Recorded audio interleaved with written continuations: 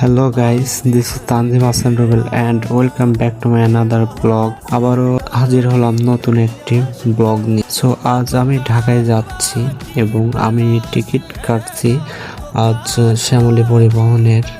আর আমার গাড়ি যেহেতু 12টায়, কিন্তু আমি 11টায় এসে বসে আছি টিকিট কেটে।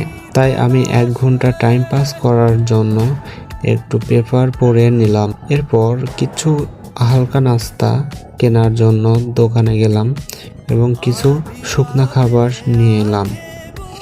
তারপর কাউন্টারে এসে কিছুক্ষণ বসে বাসের জন্য ওয়েট করতে করতে বাস চলে এলো। এখন বাসে উঠে আমার সিট খুঁজে বসে পড়লাম। এখন রাত 2টা বাজে। আমি Sirajganj food village and national হোটেলে। এখানে অনেক শীত। আমি ওয়াশরুম থেকে এসে কিছু হালকা খাবার খেয়ে উঠে পড়লাম। অবশেষে সকাল 5টায় আমাকে নামিয়ে দিল ঢাকা মিরপুর 1 টেকনিক্যাল। যেহেতু আমার বাসার পাশে, সেজন্য আমি হেঁটে হেঁটেই আমার বাসার দিকে রওনা হলাম। সো গাইজ, ভিডিওটি যদি ভালো লাগে লাইক, কমেন্ট, শেয়ার অবশ্যই করবে।